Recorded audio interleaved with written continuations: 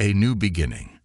The morning sunlight filtered softly through the sheer curtains of the Carter household, casting golden hues upon the polished hardwood floors. The air was filled with a serene, almost magical stillness as the sunlight broke through the trees outside, embracing the home with a warmth that echoed the love and peace inside. A familiar tune hummed from the record player in the corner of the living room. It was one of Beyoncé's early tracks, the kind that always brought comfort to 12-year-old Blue Ivy Carter.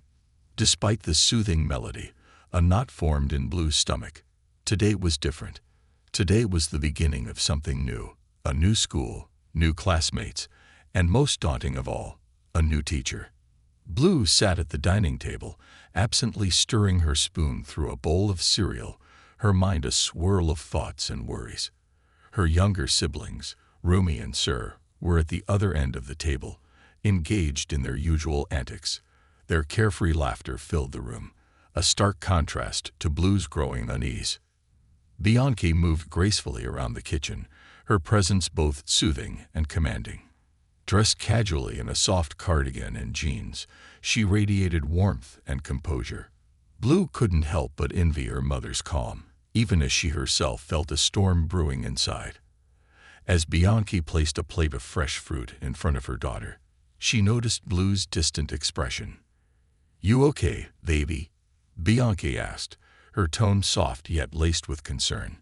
She placed a gentle hand on Blue's shoulder, grounding her in the moment. Blue looked up, meeting her mother's eyes. She wanted to speak, to voice the worries clawing at her chest, but the words were trapped, tight, and heavy. Finally, she managed, her voice barely a whisper. "I don't know, Mom. What if they find out who we are? What if they don't like me?" Bianca knelt down so that she was eye level with her daughter. Her eyes softened, filled with the unconditional love only a mother could give. "Sweetheart," she said, her voice warm but firm, "you're not defined by our fame. You're your own person, and that's what matters. You're smart, kind, and capable. Just be yourself, okay?" Blue nodded, but the weight of her mother's words felt heavy, almost too much to bear. It wasn't just about being herself. It was about carrying the legacy of two of the most famous figures in the world. She wasn't just Blue Ivy, she was their daughter, and with that came expectations that sometimes felt impossible to live up to. Bianca gave Blue's shoulder a reassuring squeeze before standing up and flashing her daughter a confident smile. "You've got this. And remember, if anything feels too overwhelming, you can always talk to me." Blue managed a half-hearted smile in return, though it didn't quite reach her eyes. She wasn't sure if she was ready for this new chapter, but she had to try. With a deep breath, she stood, grabbed her backpack, and followed her mother out the door. The car ride to school was quiet, the only sound the low hum of the engine and the occasional song on the radio. As they approached the school, Blue's stomach twisted in a knot. The building loomed ahead, an imposing structure made of red brick, with ivy creeping up the walls, adding an air of history and formality. To Blue, however, it felt more like a fortress, an intimidating monolith that stood between her and the unknown. When the car finally pulled into the drop-off zone, Blue hesitated for a brief moment, wishing she could stay inside the car. The outside world seemed so vast and unfriendly, but there was no turning back now. "Go on, sweetie," Bianca said, her voice gentle but firm. "I'll be here when you get back." Blue took a deep breath and stepped out of the car. Her backpack, usually a lightweight, felt heavier than ever. She could hear the buzz of students chatting, their voices a mix of excitement and nerves. She tightened the straps of her backpack and straightened her back, determined to face whatever came next. The eyes of the world were always on her, whether she liked it or not. The school corridors were alive with activity, filled with students rushing to their lockers, chatting with friends, or laughing in groups. The scent of freshly waxed floors mixed with the faint smell of old textbooks and paint. It all felt overwhelming, like walking into a maze with no clear path. Blue felt like a tiny fish in a vast, noisy ocean, surrounded by faces that were at once familiar and foreign. She walked slowly, trying to take in her surroundings, unsure of where to go. Finally, she found her way to the front office. The receptionist, a middle-aged woman with glasses perched at the end of her nose, handed Blue a schedule and a map of the school. "Welcome, Blue," the woman said warmly, offering a kind smile.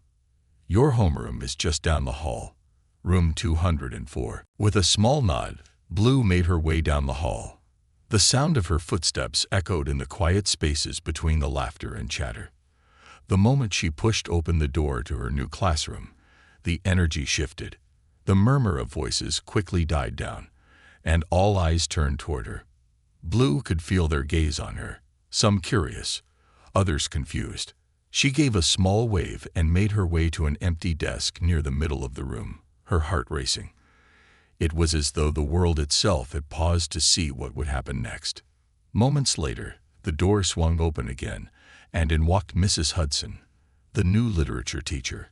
Tall, angular, and stern, Mrs. Hudson carried herself with an air of authority that immediately commanded the attention of the room. Her steel-gray hair was pulled back tightly into a bun, and her piercing eyes scanned the students, assessing each one with a glance. The class fell silent in an instant. They all knew this woman meant business. "Good morning, class," Mrs. Hudson said, her voice sharp and commanding. "I am Mrs. Hudson, and I will be teaching you literature this year. My expectations are simple: respect, diligence, and excellence. Mediocrity is not welcome here." Blue felt a knot tighten in her stomach. There was something cold and unyielding about Mrs. Hudson. Her presence alone was enough to silence the room, and Blue couldn't help but feel as though the teacher was scrutinizing her more than the others. It wasn't just the way she looked at her. It was the way she seemed to linger, almost as though she were assessing whether Blue was worthy of even being in her class. Over the next few days, it became painfully clear that Mrs. Hudson had a particular interest in Blue, but not in a kind or welcoming way. Every time Blue answered a question or offered an opinion, she felt the teacher's gaze on her like a hawk waiting to strike. It wasn't just the intensity of Mrs. Hudson's scrutiny. It was the subtle cruelty that lay beneath it. When the class read The Great Gatsby, Blue was eager to participate. She had read the book over the summer and had thought long and hard about its themes. When Mrs. Hudson called on her unexpectedly, Blue took a deep breath, her voice a little shaky, but determined. "I believe Gatsby's obsession with Daisy is a reflection of his inability to move beyond the past," Blue said. "He's so fixated on the idea of her and what she represents that he fails to see her as she truly is. He's trapped in a dream that he can never reach." For a moment, Blue felt proud of her answer. It was a rare flicker of confidence, breaking through her usual nerves. But Mrs. Hudson's expression didn't soften. Instead, she glanced at Blue with a look that was part amusement, part disdain. "Interesting," Mrs. Hudson said slowly, her tone dripping with mockery. "But don't you think your understanding is a bit simplistic? It's always so convenient, isn't it, when people with privileged backgrounds think they understand the plight of others? You've had a life that many could only dream of. Perhaps that's why you see things through such an idealistic lens." The words hit Blue like a slap. The class fell silent, all eyes on her. Blue's face flushed with a mixture of anger and embarrassment. She wanted to respond, to defend herself, but the words were tangled in her throat. She wasn't just humiliated by the teacher's harsh words. She was made to feel as though she didn't belong, as though she wasn't worthy of speaking because of her background. "Perhaps we should hear from someone else," Mrs. Hudson said coldly, turning her attention to another student who eagerly raised their hand. Blue sank into her seat, the sting of Mrs. Hudson's words still reverberating through her chest. The rest of the class passed in a blur, Blue unable to focus, her mind still trapped in the painful moment. She had come to school that day ready to face something new, but what she had found was a harsh world that seemed determined to tear her down. Little did she know, this would only be the beginning. The weight of expectation. The following days at school felt like a blur. Blue Ivy Carter walked the halls as though each step was laden with 1,000 invisible burdens. It wasn't just the weight of her backpack, though that too felt heavier every morning. It was the weight of the expectations that clung to her, expectations she hadn't asked for and could never fully escape. Each morning, she woke up with a pit in her stomach, dreading the hours that lay ahead. She could feel the eyes of her classmates on her, even when they weren't looking. There were the whispers, some more subtle than others, about her parents, her life, her fame. Everyone seemed to have an opinion about who she was before she even had the chance to show them who she wanted to be. In the hallways, in classrooms, and even at lunch, the quiet stares and the soft murmurs followed her like an invisible trail. But it was in Mrs. Hudson's literature class where the pressure really began to mount. Mrs. Hudson, it seemed, had decided from the very first day that Blue Ivy Carter was a challenge, a puzzle to be solved, but not in any kind or respectful way. The teacher's judgment was swift, cruel, and constant. No matter how Blue participated in class discussions, no matter how insightful her answers were, Mrs. Hudson was always there, lurking, waiting to pounce on her, ready to twist her words into something they were never meant to be. Blue found herself silenced more often than not. It wasn't that she didn't have things to say. On the contrary, her mind was sharp, her thoughts insightful, and her opinions, though shaped by a life in the public eye, were still valid. But with every word she spoke in that classroom, she could feel Mrs. Hudson's piercing gaze drilling into her, scrutinizing her every move, every response. Mrs. Hudson's presence made her feel as though she were being graded not just for her academic abilities, but for her very worth as a person. The judgment was relentless. One day, Blue found herself sitting at her desk, a ball of anxiety coiled tightly in her stomach. Her hand rested on the open pages of The Great Gatsby, but her mind couldn't focus on the words in front of her. She could still hear Mrs. Hudson's biting comments from the day before, echoing in her ears. Privileged background, idealistic lens. Those words had lodged themselves in Blue's mind, poisoning her self-confidence, turning each thought she had into something she had to second-guess. Today, Mrs. Hudson was asking the class to discuss the symbolism in The Great Gatsby. The question felt simple enough, and Blue knew the answer immediately. She had read the book twice over the summer, underlining key passages, reflecting on the deeper meanings. But as Mrs. Hudson's eyes scanned the room, Blue hesitated, suddenly unsure of herself. She didn't want to be the one picked again. She didn't want to be the one whose every word would be dissected and twisted. But then, as if by fate, Mrs. Hudson's gaze landed on her. "Blue Ivy," Mrs. Hudson said, her voice cold but formal, "tell us your thoughts on the symbolism of the green light in the novel." Blue's stomach churned. She opened her mouth to speak, but the words didn't come immediately. Her mind raced, her pulse quickening. The weight of Mrs. Hudson's scrutiny was too much, and for a brief moment, Blue doubted everything. What if her interpretation wasn't good enough? What if Mrs. Hudson would mock her again? After a long moment of silence, Blue cleared her throat and finally spoke. "The green light represents Gatsby's unattainable dream. It's not just about Daisy. She's the physical symbol of something deeper, something he's chasing that doesn't really exist. It represents the hope that keeps him going, even though he's doomed to fail. The light is always there, but it's always out of reach." For a second, Blue thought she had done it, said something meaningful, insightful. But Mrs. Hudson's response was immediate, sharp, and cutting. She said, her tone dripping with sarcasm. "That's a rather convenient answer, don't you think? A poor boy with lofty dreams and an unattainable goal. How very predictable." She paused, her eyes narrowing. "But then again, what would you know about unattainable dreams, Blue Ivy? You've had everything handed to you on a silver platter." Blue's heart sank.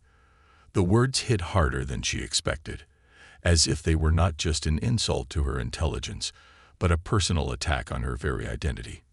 She wanted to defend herself, to shout back that she wasn't just the daughter of Beyonce and Jay-Z, but that she was a person with her own dreams, her own challenges. But she couldn't. The words caught in her throat, lodged there like a lump she couldn't swallow. The class fell into an awkward silence. Blue could feel the eyes of her classmates on her again, some uncomfortable, others curious. She wanted to disappear. She wanted to escape. But instead, she sat there, trembling inside, her face flushed with embarrassment. Mrs. Hudson turned away from her, focusing on another student, but the sting of her words lingered long after. The rest of the class passed in a blur. Blue barely heard the discussion that followed. She couldn't focus on anything, her mind replaying Mrs. Hudson's words over and over again. "You've had everything handed to you on a silver platter." She couldn't escape them. She couldn't escape the feeling that no matter how hard she tried, she would always be seen as nothing more than the daughter of famous parents, defined not by her abilities, but by her last name. As the bell rang, signaling the end of the period, Blue gathered her things mechanically, not really processing anything. She felt numb, her mind too tired to think, too overwhelmed to feel anything but the heaviness in her chest. That afternoon during lunch, Blue sat at a table with a few of her classmates, but her mind was miles away. The noise of the cafeteria, the chatter, the laughter, the clinking of trays, felt distant, as though she were in a bubble, separated from everyone else. She barely tasted the food on her plate. The thoughts swirling in her head made it impossible to focus on anything else. "Blue, are you okay?" Emily, one of the girls at the table, asked. Her voice was soft, laced with concern. "You've been really quiet today." Blue looked up at her friend, forcing a smile, but it felt hollow. "Yeah, I'm fine," she replied, though the words didn't sound convincing. Emily studied her for a moment, then shrugged. "Okay, if you say so. Just, you know we're here for you if you need to talk." Blue appreciated the sentiment, but she didn't know how to explain what was really going on. How could she tell them about Mrs. Hudson? How could she admit that a teacher, a grown adult, had made her feel less than, just because of her background? How could she explain that she didn't want their pity or their sympathy, but just the chance to be seen for who she truly was? As the lunch bell rang and the students shuffled out of the cafeteria, Blue lingered behind, lost in her thoughts. She wasn't sure when it had happened, but somewhere between Mrs. Hudson's cruel remarks and the stares of her classmates, she had begun to question herself. She felt like an imposter in her own life. Every time she raised her hand, she imagined the sneers, the mocking whispers that would follow her answer. Was it because of her parents that she wasn't allowed to just be Blue? It wasn't just the teacher's judgment. It was the judgment from everyone else, too. The whispers behind her back, the looks, the subtle ways in which people expected her to fit into a mold she never asked for. She was tired of being defined by something she couldn't control, tired of always being seen as the daughter of Beyonce and Jay-Z. She wanted to be more than that. She wanted to be Blue Ivy Carter, the person. But how could she do that when every part of the world seemed intent on seeing her through a lens that wasn't her own? That evening, as Blue sat on her bed staring out the window, she felt a tear slip down her cheek. She wiped it away quickly, not wanting anyone to see. But in that moment, she realized something. She couldn't carry this burden alone anymore. She needed to find a way to speak up, to stand her ground. She couldn't let Mrs. Hudson's words, or anyone else's, define her anymore. The next morning, as she prepared for school, Blue stood in front of the mirror, staring at her reflection. Today would be different. She had to make it different. She couldn't let the weight of everyone's expectations crush her. She was more than just the daughter of two icons. She was Blue Ivy Carter, and she was ready to fight for her right to simply be herself. Standing tall, the morning air felt crisp, sharper than usual, and as Blue Ivy Carter walked through the front door of her home, her heart beat a little faster. Something had changed within her, a quiet shift in her mindset, a small yet significant flicker of resolve. Today, she wasn't going to let the weight of her last name hang over her shoulders.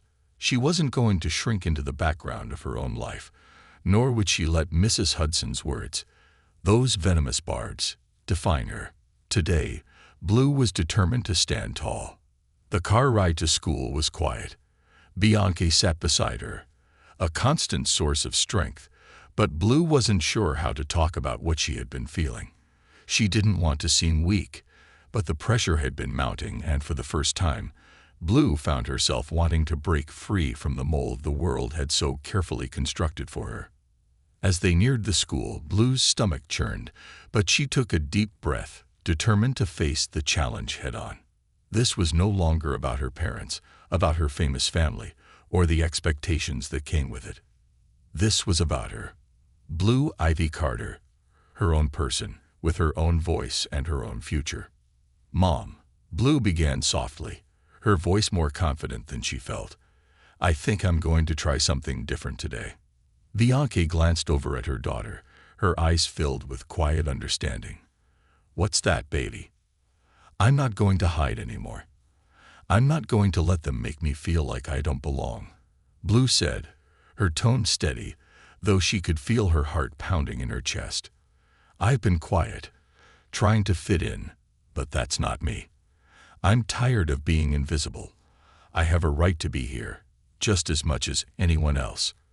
I'm going to stand up for myself today, no matter what happens." Bianca smiled, her pride evident. She reached over and gently squeezed Blue's hand. "I'm proud of you. Just remember, you're not alone in this. You're stronger than you think." The car stopped in the drop-off zone, and Blue stepped out, her backpack feeling lighter than it had in days. She stood tall, shoulders squared, breathing deeply. It wasn't going to be easy, but she knew she had to face the world on her own terms. As she walked toward the entrance of the school, she could hear the hum of conversation, the usual chatter of students, but today it felt different. Today, she wasn't afraid of what they might say. Inside the school, the familiar sounds of lockers slamming and students rushing to their next class filled the air. But Blue didn't flinch. She moved through the hallways with purpose, her eyes straight ahead. She had a goal now, a quiet determination to find herself in the middle of all the noise. As she entered room 204 for her literature class, the usual hush fell over the room. Every pair of eyes turned toward her, some curious, others judgmental. Blue didn't shy away from the gaze. She held her head high and walked to her desk, her footsteps echoing in the silence. She could feel Mrs. Hudson's eyes on her immediately, sharp, scrutinizing, but today, Blue didn't feel the familiar sting of her teacher's disapproval. She was focused. She was ready to take on whatever came her way. Mrs. Hudson entered the room a moment later, her usual commanding presence filling the space. As always, her steel-gray hair was tightly pulled back, and her eyes seemed to pierce through the students as she surveyed them. Blue could feel the tension in the room, but she didn't let it rattle her. "Good morning, class," Mrs. Hudson said, her voice as cold and precise as always. "Today we will be discussing the theme of ambition in Macbeth." Blue listened intently, her mind focused.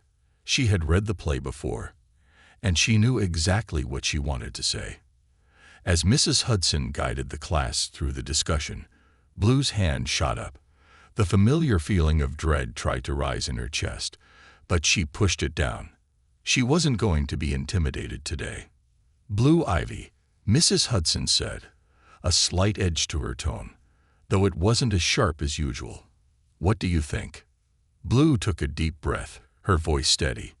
"In Macbeth, ambition is both the driving force and the downfall of the characters. Macbeth's ambition pushes him to murder and deceit, but it ultimately destroys him. It's not just about wanting power. It's about the lengths you're willing to go to achieve it. And once you cross that line, there's no turning back." Mrs. Hudson didn't say anything for a moment, and Blue could feel the weight of her gaze, but this time it didn't feel like an attack. Instead, it felt like a challenge, one that Blue was ready to meet head-on. "That's an interesting perspective," Mrs. Hudson said after a long pause, her voice uncharacteristically neutral. "Anyone else?" Blue didn't wait to be called on again. Her hand shot up once more, and this time it was another student who spoke, but Blue's heart was already calm. She wasn't waiting for anyone's approval anymore. She was speaking her truth. As the class continued, Blue found herself participating more and more. Her thoughts flowed freely, unburdened by the fear of judgment. She could tell that her classmates were starting to notice the change in her. Instead of shrinking back, she was standing firm, taking up space in a room that had once felt so foreign to her. For the first time in weeks, she felt like she belonged, not because of her last name, but because of her own voice. After class, as students gathered their things and headed for the door, Blue lingered. Mrs. Hudson was at her desk, reviewing the notes she had made during the lesson. Blue hesitated for a moment before walking up to her teacher's desk. She didn't know what to expect. Maybe a dismissal, maybe a reprimand, but she was ready to face whatever came next. "Mrs. Hudson," Blue said, her voice clear and steady. Mrs. Hudson looked up, her sharp eyes scanning Blue's face. For a moment, there was an uncomfortable silence. Then Mrs. Hudson spoke, her voice colder than usual, but not quite as biting. "Blue Ivy," she said, her tone almost dismissive. "What is it?" Blue stood tall, her gaze unwavering. "I just wanted to say that I'm not here because of my parents. I'm here because I deserve to be. I'm not going to hide anymore. I have a right to speak, just like everyone else in this room." There was a flicker of something in Mrs. Hudson's eyes, something almost like surprise. But it was fleeting, gone before Blue could place it. The teacher didn't respond immediately. Instead, she nodded once, a curt gesture that might have been a concession, or it might have been the beginning of something else. "You're right, Blue," Mrs. Hudson said finally, her voice flat. "Everyone deserves to be heard." Blue nodded, a small but genuine smile tugging at her lips. She had said what needed to be said, and for the first time in a long while, she felt a sense of peace settle over her. She had faced her fears, stood up for herself, and taken ownership of her place in the world. As she left the classroom, Blue felt lighter. The weight of judgment, the burden of expectations, seemed to lift just a little. She wasn't free from the challenges she would face, but she had taken the first step in reclaiming her voice. For the rest of the day, Blue held her head high. She walked through the halls with a quiet confidence, determined not to let anyone else's opinion of her define who she was. She wasn't just the daughter of Beyonce and Jay-Z. She was Blue Ivy Carter, an individual with a mind of her own, and that was enough. The breaking point. The days following Blue Ivy Carter's bold decision to reclaim her voice felt like a delicate balancing act. For the first time, Blue dared to step into the space that had always felt too narrow for her. It wasn't easy. It was never going to be easy. She knew that her presence at school, especially in Mrs. Hudson's class, would continue to be scrutinized, dissected, and picked apart by those who had already formed their judgments. But this time, she wasn't going to shrink away from it. She wasn't going to back down. The quiet confidence that had blossomed in her that morning, when she stood tall before Mrs. Hudson, lingered, but it wasn't without its complications. Every day felt like walking on a tightrope. The whispers followed her, both in the hallways and within her own thoughts. It wasn't just Mrs. Hudson now. It was everyone. The teachers, the students, they all seemed to carry an unspoken judgment, a silent awareness of who she was and what her name represented. At lunch, she sat with Emily and a few others, but the conversations felt stilted, like a dance that no one quite knew how to perform. Blue found herself listening more than talking, watching her friends engage in casual conversations that felt so distant, so foreign to her. She wasn't sure if they were uncomfortable because of her status, or if it was her own insecurities projecting onto them. Either way, it left her feeling more isolated than ever. But it wasn't just the social distance that weighed on her. It was the constant reminder that her parents' fame was a silent ghost in every room she entered. It was the fact that everything she did, every word she spoke, was dissected through the lens of privilege. In the back of her mind, she could hear Mrs. Hudson's words from earlier in the week, Those cruel comments about her privileged background and how she could never understand what others went through. The more Blue reflected on it, the more she felt herself being pulled in two directions. On the one hand, there was the part of her that was determined to prove everyone wrong, to rise above the stereotypes and assumptions placed on her because of her family. On the other hand, there was the part of her that wanted nothing more than to escape, to step away from it all, and live a life where she wasn't constantly reminded of her last name, where she could just be a normal girl. That afternoon, as she walked through the school hallways, the weight of it all seemed to press down on her, heavier than it had in weeks. The whispers followed her, always just out of reach, but still loud enough for her to hear. The mocking tones, the subtle glances, it all felt too much. And then it happened. Blue was heading toward her locker, her mind lost in a cloud of thoughts, when she heard it, a voice behind her, dripping with sarcasm. Well, if it isn't the princess herself," the voice sneered. Blue turned around, her stomach lurching, and there stood Rachel, one of the girls from her grade who had made her opinion about Blue's background known from the very beginning. Rachel was standing with a group of her friends, her expression twisted in disdain. Blue didn't know what it was about Rachel. Maybe it was the way she always seemed to speak as though she were better than everyone else. Or maybe it was the fact that Rachel's words always seemed to carry an edge of mockery whenever she looked at Blue. Rachel continued, not even giving Blue a chance to speak. "Must be hard, huh? Being Blue Ivy Carter. Must be nice to have everything handed to you. All the money, all the fame. Do you even know what it's like to have to work for anything?" Blue's heart pounded in her chest. She could feel her blood boiling, her hands clenched into fists by her sides.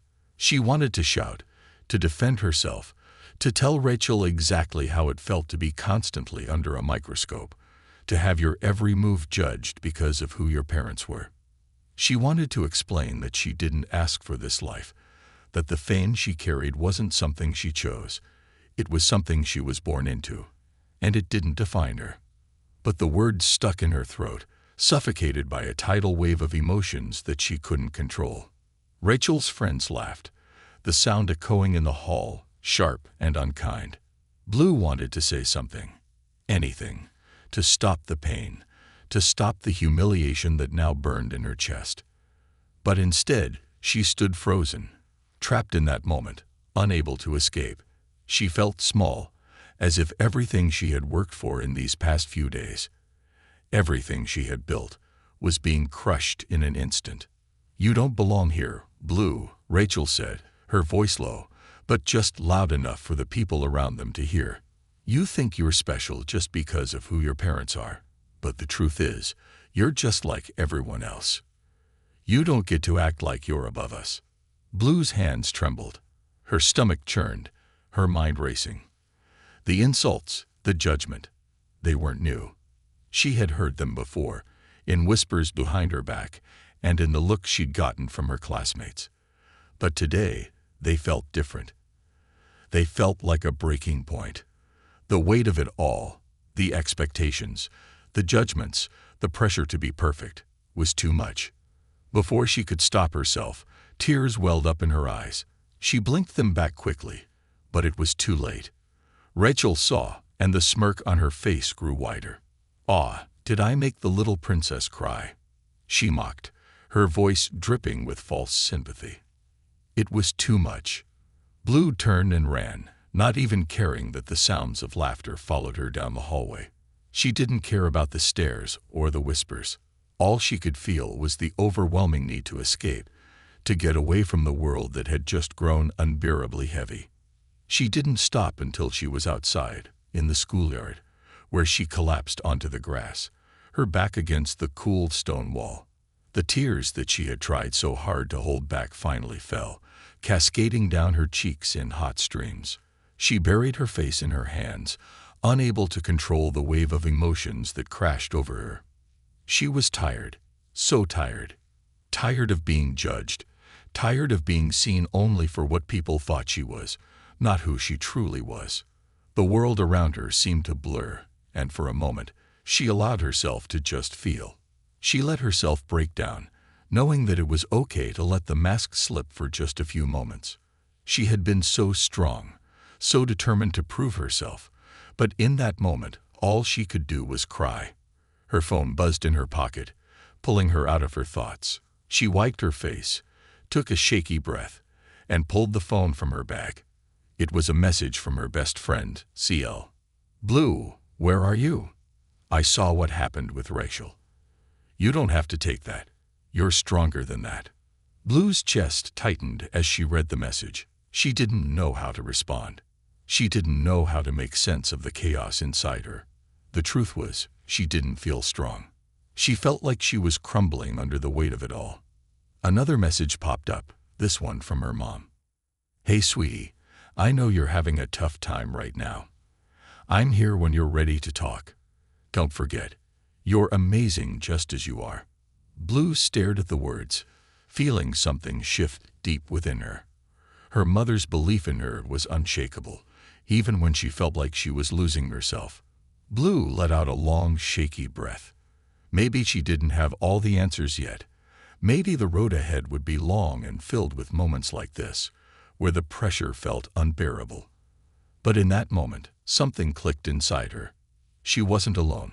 She wasn't weak. She didn't have to hide. She couldn't let Rachel, or anyone else, take that away from her. With newfound determination, Blue wiped away the last of her tears. She stood up slowly, her body feeling heavier than before, but her mind clearer. She had faced her breaking point, but that didn't mean she had to stay broken. It was time to reclaim herself once again. The journey wasn't over. If anything, it had just begun.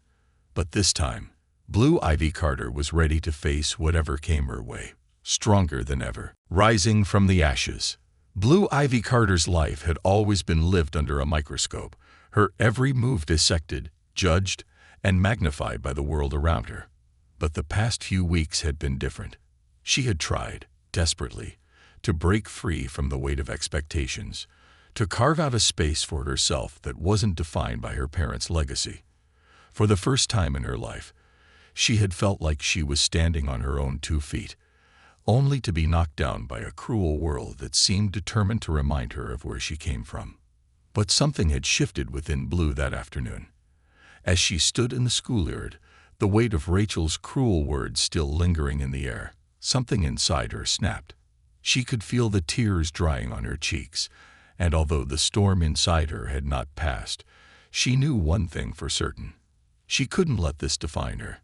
She couldn't let Rachel or Mrs. Hudson or anyone else make her feel small, as though she didn't deserve a place in the world. She was Blue Ivy Carter, not just the daughter of Beyoncé and Jay-Z, but her own person, with her own thoughts, dreams, and strengths. The afternoon passed slowly, and Blue felt a strange kind of peace settle over her. It wasn't a calm, soothing peace. It was the kind that came after a storm had cleared, when you could finally see things with a new perspective, even though the ground was still wet and the wind still howled. She knew she wasn't out of the woods yet. The whispers, the judgments, and the assumptions would still be there, waiting to catch her at every turn. But Blue felt something inside her, a quiet fire that had been burning just beneath the surface for so long, ignite once again.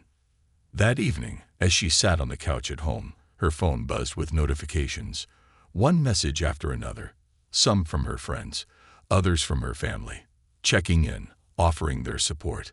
But it was a simple text from her mother that made Blue's heart swell.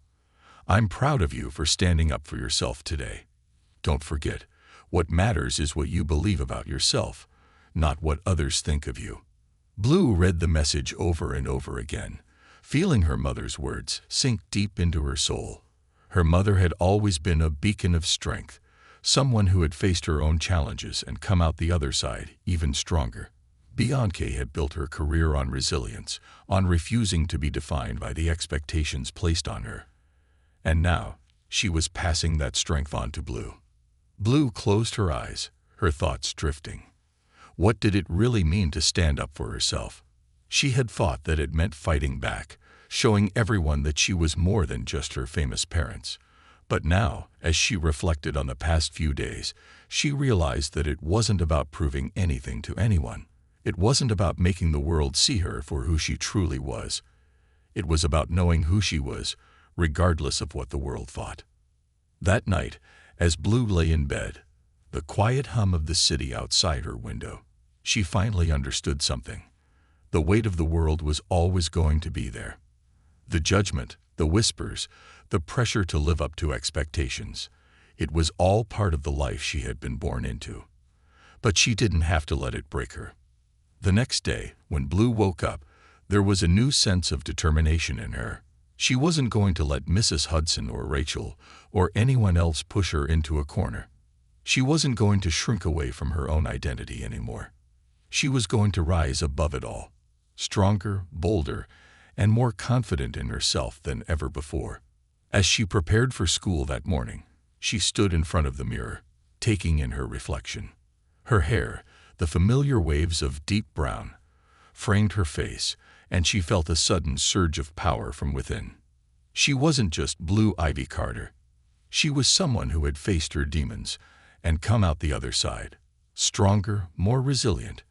And that strength came from within, not from the fame or the legacy, but from her own heart. When Blue walked into school that morning, the familiar feeling of nervousness crept up her spine. But this time, it wasn't a paralyzing fear.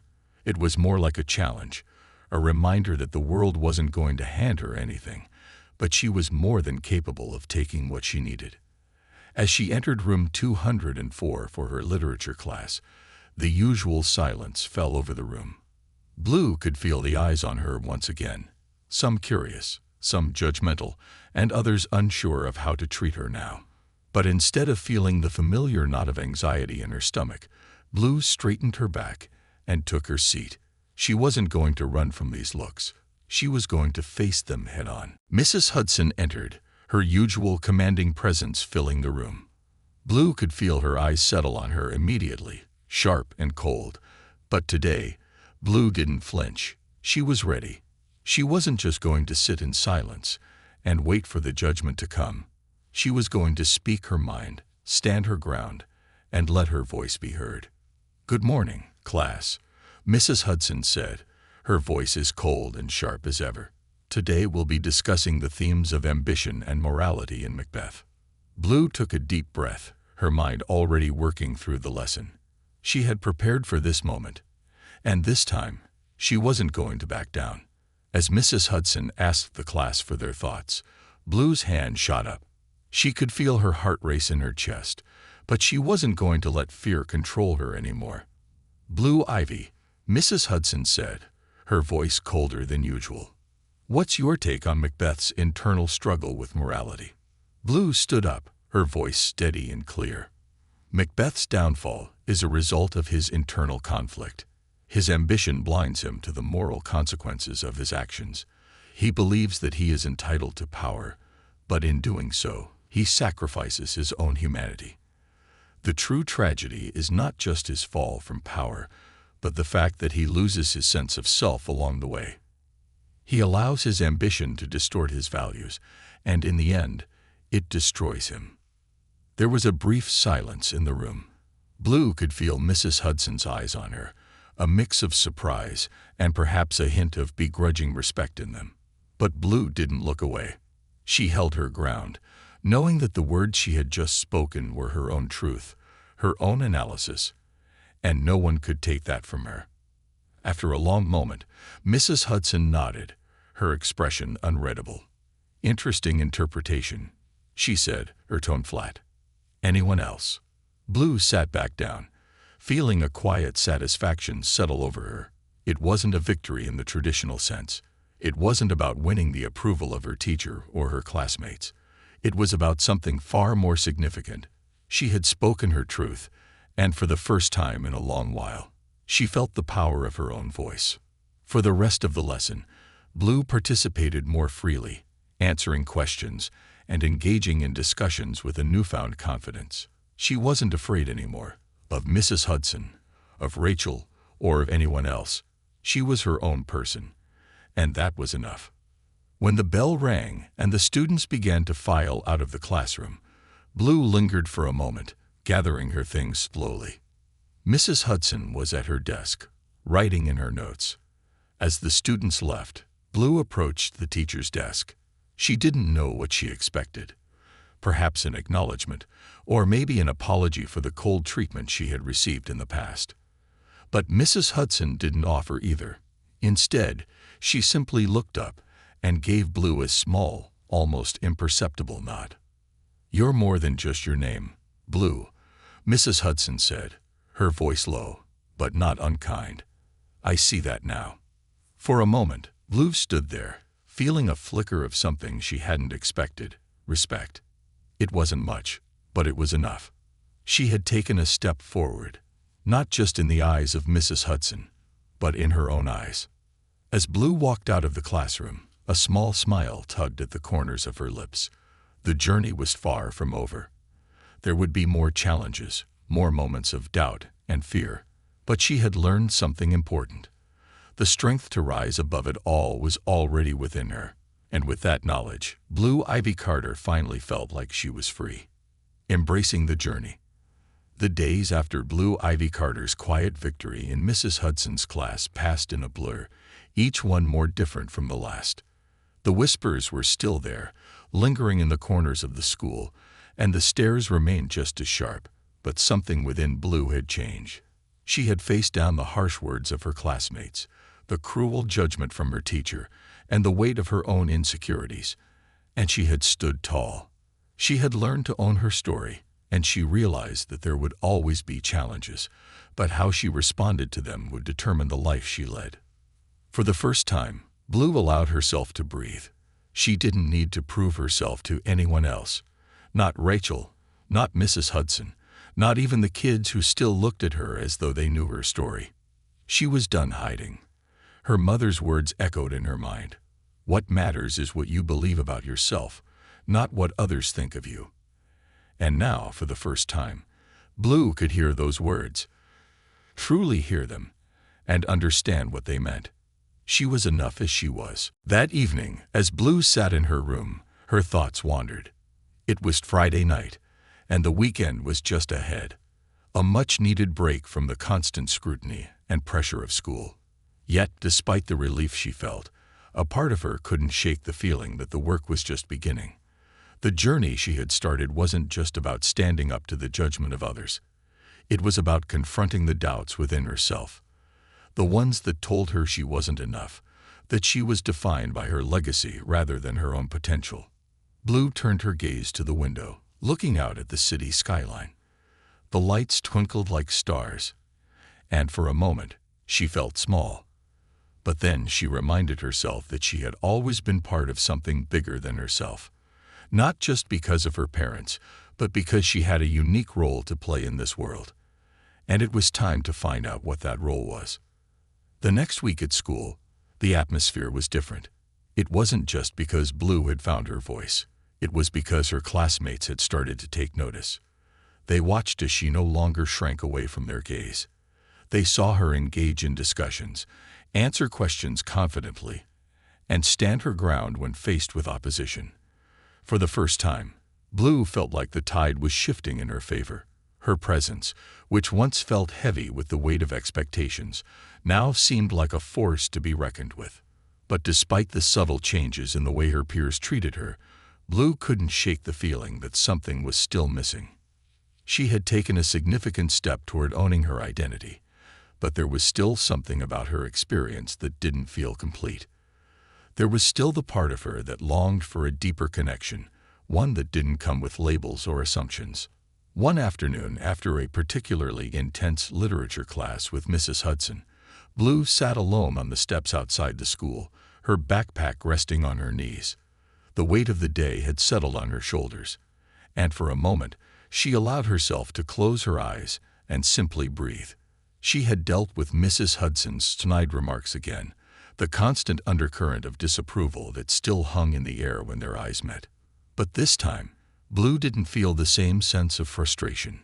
She had risen above it, and as she reflected on the past weeks, she realized something important. Mrs. Hudson's words no longer held the same power over her. Her thoughts were interrupted by the sound of footsteps approaching. Blue opened her eyes and turned to see Emily, her classmate, and one of the few who had shown Blue kindness from the beginning. Emily had always been open and supportive, but in recent weeks, Blue had felt distant from her, uncertain of where they stood. After all, how could someone like Emily, who didn't have the same pressures, the same expectations, truly understand what Blue was going through? But when Emily sat down next to her without hesitation, Blue felt a flicker of warmth inside her. Emily didn't ask any questions at first. She just sat beside her, her presence steady and quiet. Blue looked over at her, grateful for the silence. "Hey, how's it going?" Emily asked after a long pause, her voice soft but sincere. Blue hesitated. She had never been great at talking about her feelings, especially not when it came to the things that weighed most heavily on her heart. But this time, something inside her urged her to be honest, to stop pretending that everything was fine when it wasn't. "I don't know," Blue said, her voice quieter than usual. "I've been trying to figure things out. I'm starting to feel like I'm finally finding my voice, but I don't know if that's enough. I mean, I'm still the daughter of Beyonce and Jay-Z, and no matter how much I try to separate myself from that, it's always going to be there. People will always see me through that lens. And sometimes it just feels overwhelming." Emily nodded, her gaze understanding. "I get it," she said quietly. "But here's the thing, Blue, you don't have to carry that weight on your own. You're allowed to feel like more than just your parents' legacy. You've got your own path to walk, and that's something worth recognizing." Blue felt a wave of relief wash over her at Emily's words. She had always known that her friends cared about her, but it was in moments like this, when the world felt too heavy, that the true value of those connections became clear. They weren't just there for the fame or the image. They were there for her, for Blue.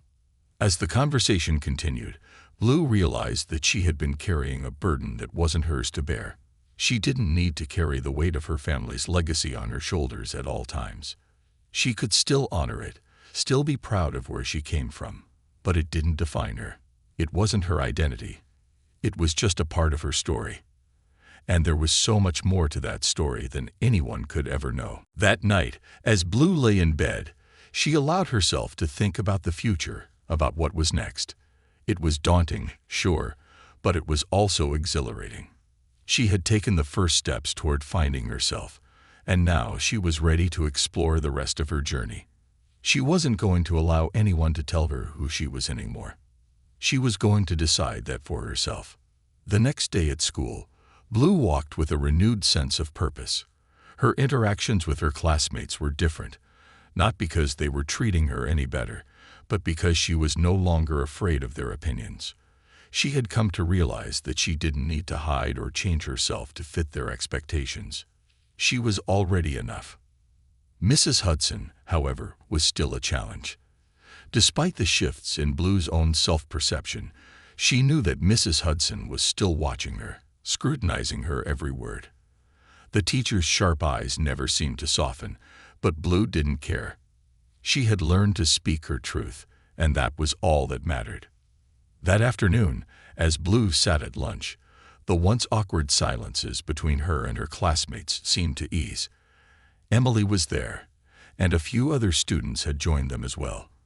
For the first time in a while, Blue felt like she was truly being seen, not as the daughter of Beyonce and Jay-Z, but as Blue Ivy Carter, the person who had something to offer beyond her last name.